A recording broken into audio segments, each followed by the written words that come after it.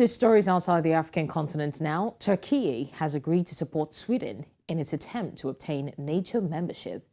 The announcement by the Turkish President Recep Tayyip Erdogan came on Monday after he had suggested Sweden could only join the alliance once his country is accepted into the European Union.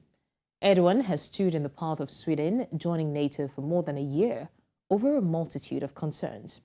In a separate joint statement outlining the agreement between Sweden and Turkey, it was agreed that Sweden will actively support efforts to reinvigorate Turkey's EU accession process, including modernization of the EU-Turkey customs union and visa liberalization.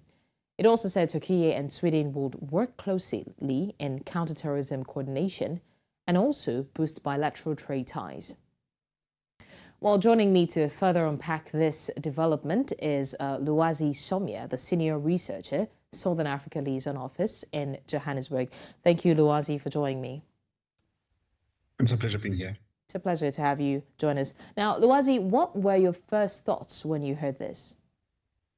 So there are a number of issues that Turkey has raised within the EU itself, primarily issues around the coming in of Finland and Sweden, in particular relating to the Kurdish issue that Turkey has had in the past.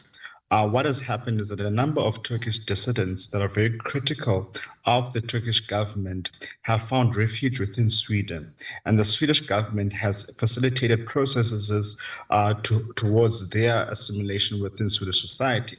However, the problem has been that Turkey has found these people as terrorists and people that have undermined Turkey's national interests and have become, in inverted commas, terrorists.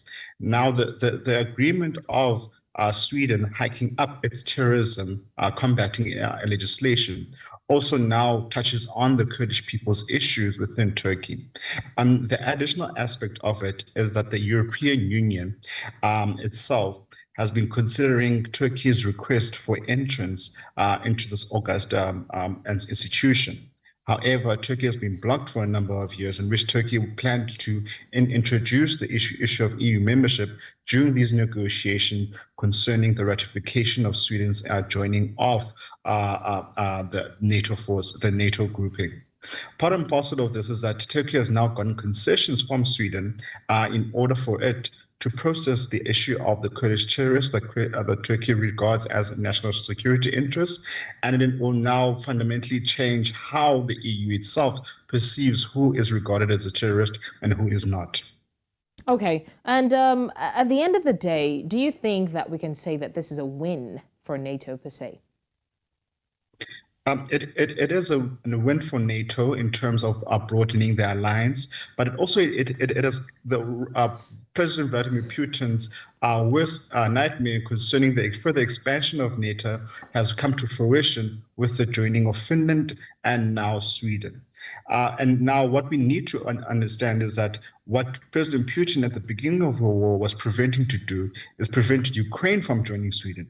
But now two more countries along his border have joined Sweden in NATO, and now the Russia-Ukraine war has actually been counterintuitive to the aspirations of Vladimir Putin in terms of the expansion of NATO and also further isolating Russia within the broader Eurasia community. What further we need to understand is that the Russia-Ukraine war, it was premised along the lines of the expansion of NATO and how NATO itself is positioned itself around Russian borders. But now with the inclusion of Sweden, Russia should be taking upon a more militarized stance and a more aggressive stance towards its neighbors, further isolating themselves within the broader Eurasian community while seeking to hold solidarity and bilateral agreements with the rest of the international community. So going forward, including in the upcoming G20 meetings next year, along with the BRICS meetings that are happening shortly, a lot of these issues will be impacted by global leaders, and how do we now move forward as an international community when addressing issues of instability and insecurity, especially when it comes to the Russia-Ukraine war. Okay, finally, Luwazi, can we say that, still talking about benefits, that this deal can benefit Ukraine in finding new allies? And what do you think Moscow's possible response will be? Moscow will probably amp up its security around its borders, further creating some form of fear concerning this new external threat coming from its neighbors. President Vladimir Putin has promised reciprocal actions against those countries, neighboring countries that have joined NATO, as he now perceives NATO as an existential threat to the existence of Russia.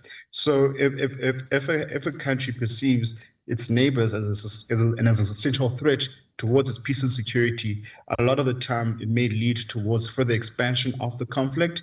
And due to the NATO doctrine, an attack on one is an attack on all. This could has the potential of further escalating the conflict to be more than just a Russia-Ukraine conflict, to be more of a broader European conflict with American backing the European forces in terms of NATO, and this bodes not well for the international community, as we'll have to pay, especially as us as Africans, as we have bared the consequences of the instability within Europe, as we have seen the lack of fertilizers coming into the continent, the grain issues that the African leaders have highlighted, and along with a multitude of other energy issues that have been facilitated as an outcome of this war. Right. Okay. Senior researcher, Southern African Liaison Office in Johannesburg, Luazi Sonia, thank you so much for joining us on the news. Thank you.